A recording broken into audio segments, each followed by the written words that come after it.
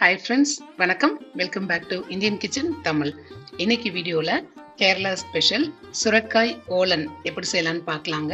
இதை நம்ம சுரக்காய் கூட்டு அப்படின்னு சொல்லலாம். இந்த சைட் டிஷ் பார்த்தீங்கன்னா ஓணம் சதையால இடம்பெறக்கூடிய ஒரு முக்கியமான சைட் டிஷ் வெரைட்டிங்க. இது சாதம், சப்பாத்தி, இட்லி, தோசை கூட சாப்பிட்றதுக்கு ரொம்ப அருமையான ஒரு சைட் டிஷ். வாங்க இன்னைக்கு வீடியோல கேரளா ஸ்டைல் சுரக்காய் கூட்டு அல்லது சுரக்காய் ஓலன் எப்படி செய்யலாம்னு பார்க்கலாம். கூட்டு பண்ணுறதுக்கு இந்த மாதிரி ஒரு குக்கர் எடுத்துக்கோங்க. நான் இன்னைக்கு 1/2 கிலோ அளவுக்கு சுரக்காய் எடுத்துருக்கிறேன். அது நல்லா சுத்தம் பண்ணிட்டு தோல் சீவிட்டு இந்த மாதிரி சின்ன சின்னதாக வெட்டி வச்சுக்கோங்க. இந்த மாதிரி கூட்டு பார்த்தீங்கன்னா பெரும்பாலும் அவங்க பூசணிக்காலையும் சுரைக்காயிலையும் தான் பண்ணுறாங்க. இன்னைக்கு நான் சுரைக்காயில் பண்ணுறேன். இது நம்ம வீட்டு தோட்டத்திலே வந்ததுங்க. 1/2 கிலோ அளவுக்கு எடுத்துருக்கிறேன். சின்ன சின்னதாக வெட்டி அதை ஒரு குக்கரில் சேர்த்துக்கோங்க. இப்போ குக்கரில் பண்ணுறதுனால நம்மளுக்கு வேலை குயிக்காக முடிஞ்சிடும். இப்போ இது கூடவேவும் 2 டேபிள் ஸ்பூன் அளவுக்கு பாசிப்பருப்பு சேர்த்துக்கோங்க. பொதுவாக ஓலன்ல அவங்க கடலைப்பருப்பு, பாசிப்பருப்பு அல்லது காராமணி இப்படி ஏதாவது சேர்க்குறாங்க. இப்போ அது கூடவேவும் ஒரு மிளகாய் இந்த மாதிரி வெட்டி சேர்த்துக்கோங்க. இப்போ அது கூட 1/4 டீஸ்பூன் அளவுக்கு மஞ்சள் தூள், அது கூடவே வாசனைக்காக 1/4 டீஸ்பூன் அளவுக்கு பெருங்காயம் சேர்த்துக்கோங்க. இப்போ 1/4 டீஸ்பூன் அளவுக்கு சீரகம், 1 டேபிள் ஸ்பூன் அளவுக்கு நல்லெண்ணெய் சேர்த்துக்கோங்க.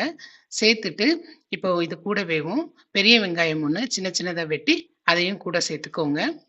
இப்போ நம்ம இந்த கூட்டுக்கு தண்ணி சேர்க்கணும். ஒரு 1/4 டம்ளர் அளவுக்கு சேர்த்துக்கோங்க, போதுங்க.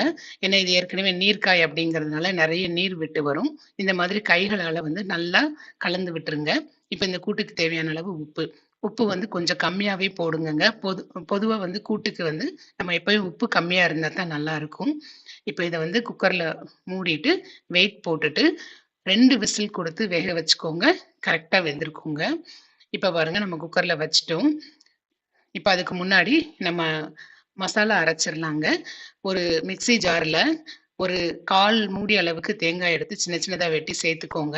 அது கூடவேவும் ஒரு மிளகாய் சேர்த்துக்கோங்க காரத்துக்காக. 1/2 டீஸ்பூன் அளவுக்கு சீரகம் சேர்த்துக்கோங்க.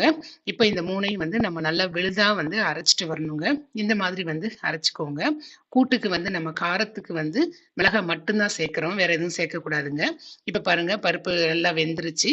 நம்ம குக்கர் ஓப்பன் பண்ணியாச்சு. பாருங்க, நல்லா வெந்துருச்சு. இப்போ இந்த கூட்டை நல்லா கரண்டியால இந்த மாதிரி மசிச்சு விட்டுக்கோங்க. இந்த மாதிரி மசிச்சதுக்கு அப்புறமா தான் நம்ம தாளிக்கணுங்க. பாருங்க, நம்ம ஊற்றின தண்ணி கரெக்டாக இருக்கு. இப்போ தாளிச்சிடலாம். அதுக்கு ஒரு கடாயில் 3 டேபிள் ஸ்பூன் அளவுக்கு தேங்காய் எண்ணெய் சேர்த்துக்கோங்க. தேங்காய் எண்ணெய் சேர்த்துட்டு எண்ணெய் நல்லா சூடானதுக்கு அப்புறமா 1/2 டீஸ்பூன் அளவுக்கு கடுகு உளுந்தம் பருப்பு, ஒரு சிகப்பு மிளகாய் உடைச்சி சேர்த்துக்கோங்க. கொஞ்சமாக கருவேப்பிலை சேர்த்துக்கோங்க. இது நல்லா தாளிக்கணுங்க. அது கூடவே வாசனைக்காக கொஞ்சமாக பெருங்காயம் சேர்த்துட்டு இந்த கூட்டை இதில் அப்படியும் சேர்த்துருங்க. சேர்த்துட்டு இதை நல்லா கலந்து விட்டுருங்க. இது கொஞ்ச நேரம் அப்படியே இருக்கட்டும். கொஞ்சம் இது கட்டிப்படணுங்க. ஒரு 2-3 நிமிஷத்துல இது நல்லா கட்டி ஆயிரும். இப்ப பாருங்க, அப்ப இருந்ததை விட இப்ப நல்லா கொஞ்சம் கட்டிப்பட்டுருச்சு. இந்த ஸ்டேஜ்ல நம்ம அரைச்சு வச்சிருந்த தேங்காய் விழுதை சேர்த்துடணும்.